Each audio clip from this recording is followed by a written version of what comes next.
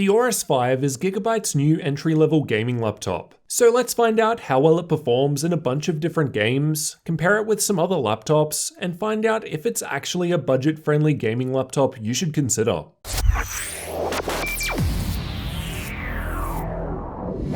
I've got the NA version of the Aorus 5, so there's an Intel i7-9750H CPU, Nvidia GTX 1650 graphics, 16GB of memory and dual channel, and a 144Hz 1080p screen. You can find updated prices linked in the description. The Aorus Control Center software allows us to define the CPU power limit in 5 stages, and 2 stages for the GPU. I've tested these games at the highest limits for best performance, so the GPU does have a small overclock applied. I've also tested with the fans at highest speed, along with all Windows updates and latest Nvidia drivers. We'll only be covering gaming performance in this video, so if you're new to the channel, you'll definitely want to get subscribed for the upcoming thermal testing and full review. Let's start out by going through all 21 games at all setting levels, then afterwards we'll see how the Aorus 5 compares with some other laptops. Borderlands 3 is a new addition to my testing suite, and it was tested with the built-in benchmark and DirectX 11, as DirectX 12 is still in beta.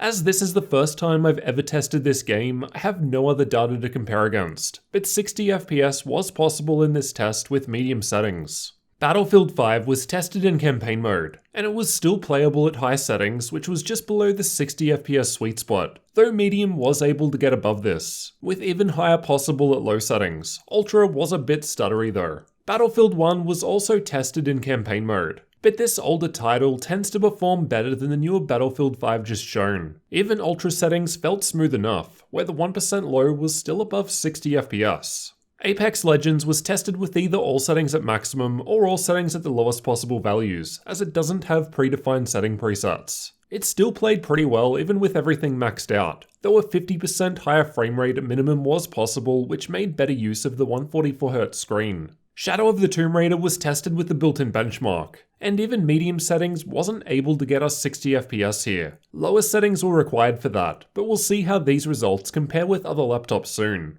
Far Cry New Dawn was tested with the built-in benchmark, and as this is more of a CPU-heavy test, and we've still got an i7, the results weren't too low compared to other machines with higher tier graphics. 60 FPS was still hit with low settings in this test. Far Cry 5 was also tested with the built-in benchmark, and the results were only just slightly ahead of the newer Far Cry New Dawn results we just looked at. This is another game that we'll use to compare with some other laptops later.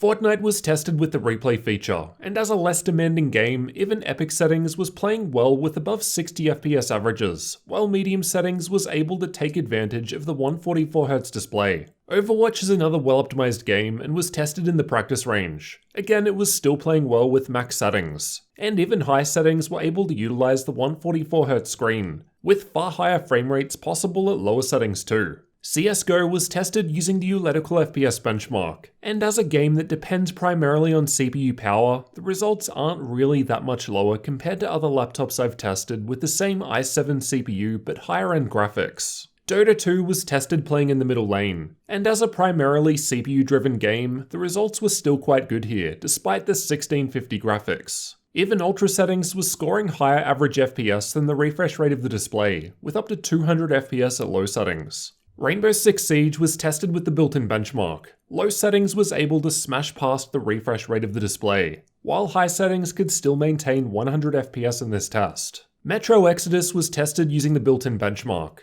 Most parts of the game perform a fair bit better than this, so don't take these results as a good indication of what to expect throughout the entire game. It's more of a worst case. The Division 2 was also tested with the built-in benchmark, and above 60 FPS averages were possible with medium settings, although double this was achieved with the low setting preset. PUBG was tested using the replay feature, and Ultra settings was only just below a 60 FPS average, with the results from very low settings not too far off the refresh rate of the screen, as we're much less GPU bound here. The results aren't too different at lower levels compared to other machines with higher graphical power. Assassin's Creed Odyssey was tested with the built-in benchmark, and although this is a CPU-heavy test, the frame rates were down compared to having the same i7 CPU paired with better graphics. Granted, this title doesn't need a super high frame rate to play. 60 FPS was almost hit in this test at medium. Watch Dogs 2 is a resource-heavy game, and I think it still plays fine with a stable 30 FPS. I wasn't quite getting this at ultra settings, but very high was definitely playable, while medium settings and below was required to get above 60 FPS. Ghost Recon Wildlands is another resource-intensive game, and as a result is another game that needs medium settings in order to hit 60 FPS. The Witcher 3 played alright with high settings, where I was still averaging around 60 FPS. It doesn't need a really high frame rate to play, so it's definitely possible to play this GPU-heavy game on the 1650. Doom was tested using Vulkan, and this game generally reaches high frame rates no problem. It was playing fine even with ultra settings. The 1% low was quite high compared to the averages, and low settings was able to reach 120 FPS. Strange Brigade is another game that was tested with Vulkan, but with the built-in benchmark this time. In this test, 60 FPS averages were still achieved with ultra settings, and over 100 FPS was hit at low settings. Let's also take a look at how this config of the Aorus 5 NA compares with other laptops. Use these results as a rough guide only, as they were tested at different times with different drivers. In Battlefield 5, I've got the Aorus 5 highlighted in red near similarly spec'd machines. This game wasn't really doing that well on this machine. It's worth considering that the Lenovo L340 below it only has single channel memory, as well as an i5 CPU. Despite this, the Aorus 5 was still behind. I'm not too sure why that was the case. I redid the testing 3 times to check and the results were consistent. These are the results from Far Cry 5 with ultra settings in the built-in benchmark. This time the Aorus 5 was closer to where I'd expect it to be. Ahead of the i5 and single channel memory in the L340, but not quite as good as the 1660 Ti based machines. I did think that it might come out ahead of the Ryzen 3750H machines, as the i7 should demolish those. But it seems that at ultra settings, the better graphics are still winning. These are the results from Shadow of the Tomb Raider with the built-in benchmark at highest settings. Again, the results are down a fair bit compared to other machines due to the 1650 graphics. It's worth remembering these comparisons are with max settings though. We've already seen that the Aorus 5 is better geared towards low to medium settings in these sorts of AAA games. Although the GTX 1650 is closer to an entry-level option, it was still able to handle these games well, though low to medium settings were needed for the more graphically intensive titles. You might think that it's a bit strange that it's paired with a 144Hz screen, but I think it's a good option for people that play esports titles, like CSGO, Dota 2, Fortnite, Overwatch and so on. I was hoping that this would mean you don't have to buy a more expensive machine if you're just playing less demanding games. To be more of a budget gaming laptop, pairing it with an i5 could have made it a bit cheaper.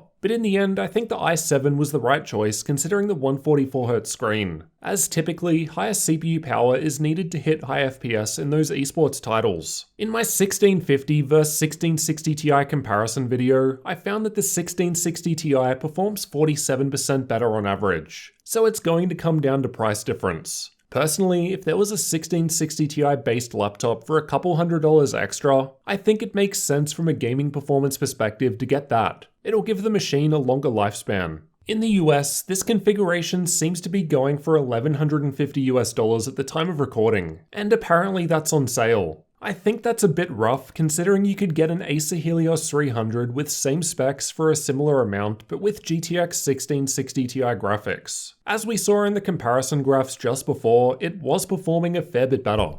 If the Aorus 5 was cheaper, it could have been a more competitive option, especially for those that want to play esports titles with a 144Hz screen. But at the current price, there are cheaper options that perform better. This might change in the future though. You can check up-to-date prices linked in the description. Let me know what you thought of the gaming performance from the Aorus 5 gaming laptop down in the comments. We'll test out thermals in depth in an upcoming video and the full review is still to come. So if you're new to the channel, consider getting subscribed for those, as well as future tech videos like this one.